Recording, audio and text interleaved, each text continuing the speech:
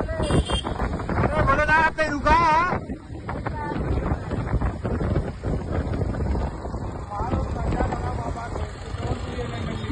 अरे क्या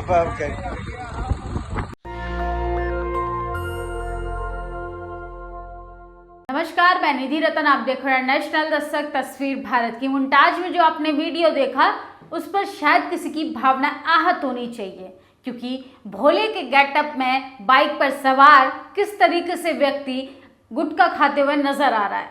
इस पर अब किसी के सेंटिमेंट्स हर्ट्स नहीं होंगे, इस पे किसी की भावना आहत नहीं होगी, कोई इससे सवाल नहीं करेगा, कोई इससे जवाबदेही नहीं करेगा। लेकिन हाँ, कोई मुद्दा होगा रोजी रोटी का, कोई मुद्दा होगा शिक्षा का, कोई मुद्दा होगा स्वास्थ्य का, कोई मुद्दा होगा अधिकारों का, तो इस पर भावना आहत हो जाती है। चाहे भारतीय जनता पार्टी के नेता, अभिनेता, प्रवक्ता हो, चाहे जनता में सो कॉल्ड प्रोग्रेसिव, अपने आप को हिंदू कहने वाले और हिंदुत्व को बचाने वाले ठेकेदार। सोचिए किस तरीके से लोगों की भावनाओं को मजाक बनाया जा रहा है। एक तरफ तो आप भगवान शिव के हितैषी बनते हैं, धर्म को बचाने का ठेकेदार बनते हैं, दूसरी ओर गुटखा खाकर क्या मैसेज देना चाहते हैं, इस पर किसी की भावना आहत नहीं हो रही होंगी। क्योंकि यहाँ पर सबसे ज्यादा जो क्राइम किया जा रहा है वो धर्म की आड़ में होकर किया जा रहा है। लगातार हम आपको वीडियो दिखा रहे हैं किस तरीके से धर्म के नाम पे लोग गुंडागर्दी कर रहे हैं। दो फोटो मैं आपको दिखाऊंगी तो रियलाइज करना आप लोग अपने जीवन में, क्या हम सचमुच सत्य के साथ हैं? हम उस समाज का हिस्सा हैं जो दोहरी विचारधारा रखता है, जो हिपोक्रेसी की अवधारणा रखता है। सबसे पहले आप ये पोस्टर देखिए, ये पोस्टर है काली का।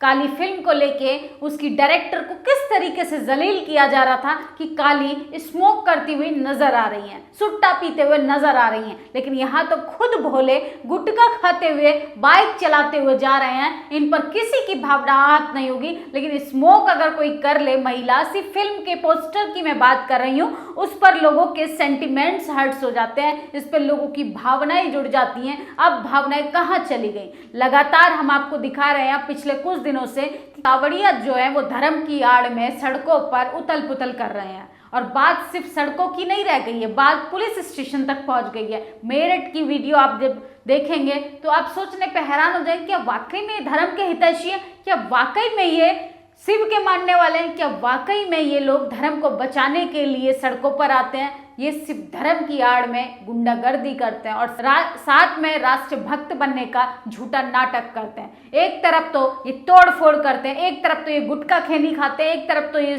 सुट्टाबाजी करते हैं, एक तरफ तो बियर पीते हैं, और दूसरी ओर ये राष्ट्रीय ध्वज का अपमान कर रहे हैं। तिरंगा लेकर जाना, ये कहाँ की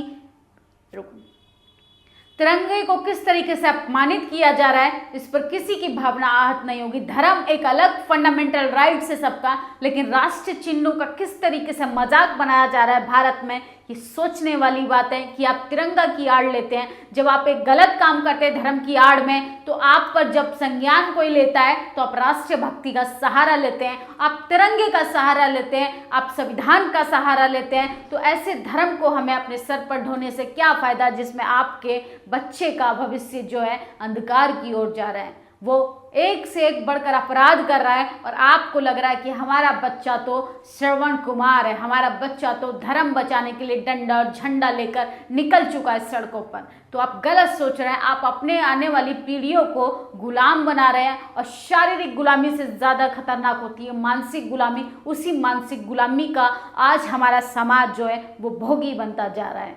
किस तरीके से एसटी माइनॉरिटी के अधिकारों का हनन हो रहा है, उनको अभी समझ नहीं आ रहा।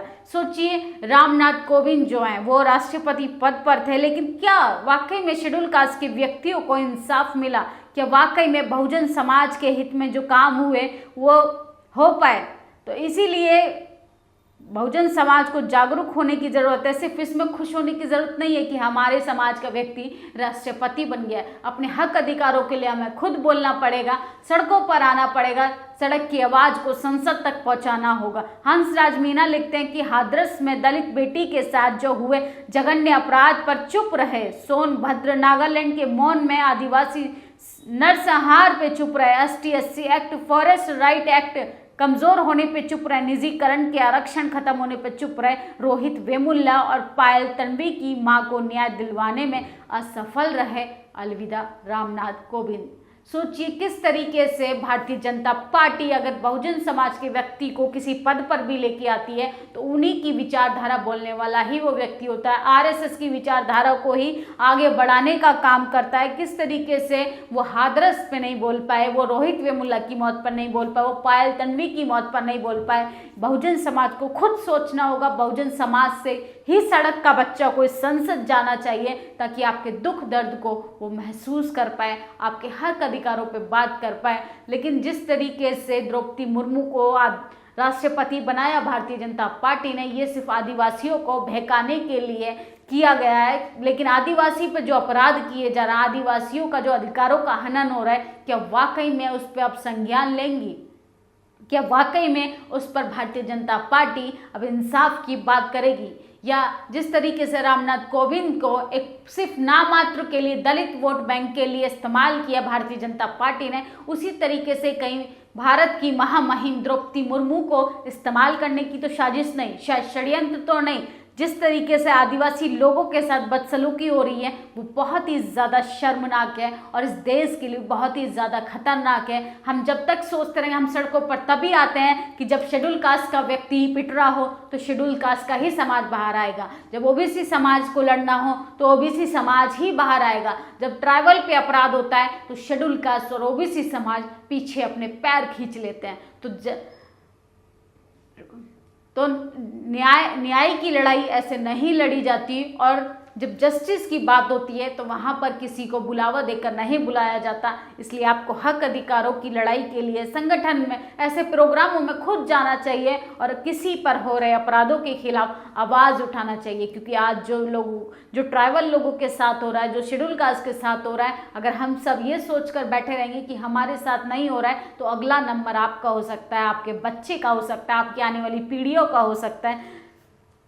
छत्तीसगढ़ से बहुत ही ज़्यादा डराने वाली खबर आ रही है। छत्तीसगढ़ के 60 आदिवासी मजदूरों को जम्मू कश्मीर के ईंट भट्टे पर बंधुआ बनाकर रखा गया। ये समाज के लिए बेहद शर्मनाक है और दुखद तस्वीर है। महामहिम द्रौपदी मुर्मू जी, ये हमारी मांग है कि तत्काल प्रभाव से इन्हें रिहा करवाया जाए। सोचिए, जम्मू कश्मीर में छत्तीसगढ़ के आदिवासी लोगों को वहाँ पर बंधुआ मजदूर बनाकर रखा गया है और उनको छुड़ाने के लिए वो लोग मांग कर रहे हैं द्रौपदी मुर्मू जी से, भारतीय जनता पार्टी से, कि हमको यहाँ से निकलवाया जाए। किस तरीके से लगातार उन पर अपराध हो रहा है, उनसे ज़मीनें छीनी जाती हैं, कॉरपोरेट घराने को दे दिया जाता है। अंबानी अडानी जो है अपने एम्पायर खड़ा करते हैं और जब वो अपनी रोजी रोटी के लिए इधर उधर जाते हैं तो उनको उनकी तनख्वाह नहीं दी जाती, उनको उनकी काम की सैलरी नहीं दी जाती और उनको बंधुआ मजदूर बना के रख लिया जाता है। ये है भारत की तस्वीर, जिस भारत का डंका विदेश में बज रहा है, जो 8 साल बेमिसाल मनाने का दावा करता है।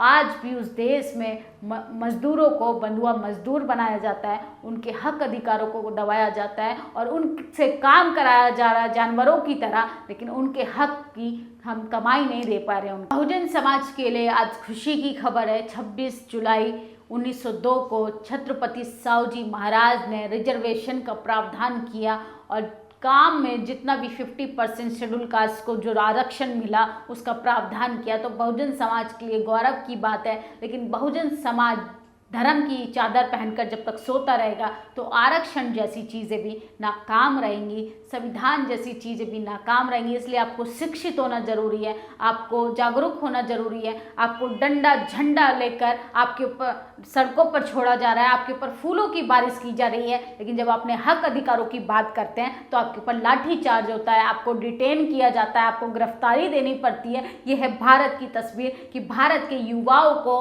प्रधानमंत्री नरेंद्र मोदी पिछले 8 सालों में इतना प्रवोक क्यों कर रहे हैं, इतना ज़्यादा उनको उत्साह रहे हैं कि धर्म को बचाइए, धर्म खतरे में, धर्म खतरे में। लेकिन धर्म खतरे में नहीं है, न इस देश में हिंदू खतरे में, न इस देश में मुसलमान खतरे में, इस देश में आरक्षण खतरे में, इस देश में संविधान खतरे में, इस देश में आपका भविष्य खतरे में है। और जो सोच कर बैठे हैं कि हमारा धर्म जो है रक्षा करेगा, तो उन्हीं लोगों के लिए, उनकी आने वाली पीढ़ियों का भविष्य खतरे में। तो इसलिए आपको जागरूक होने की ज़रूरत है। अगर आप अभी भी समय रहते नहीं जागे तो आने वाले टाइम में इस देश में सिर्फ आपके बच्चे के हाथ में कटोरा होगा।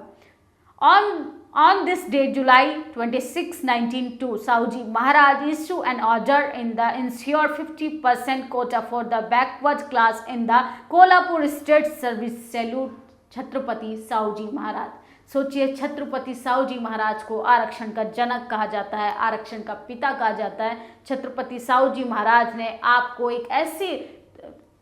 एक ऐसा सहारा दिया है जिससे आप शिक्षित हो सकते हैं, जागरूक हो सकते हैं और आने वाले समय में आपके बच्चे एसपी डीएम बन सकते हैं। अब आपको तय करना है कि आपका बच्चा डंडे का झंडा उठाएगा, कि आपका बच्चा इस देश का राष्ट्रपति बनेगा, आपका बच्चा इस देश का पीएम सीएम बनेगा। आपकी इस वीडियो पे क्या प्रतिक्रिया है आप मुझे कमेंट बॉक्स में ज़रूर बताएं। और जिनकी भावना आहत होती है धर्म को लेके, तो इस वीडियो से उनकी कितनी भावना आहत हुई है वो मुझे कमेंट बॉक्स में ये भी बताएं। शुक्रिया।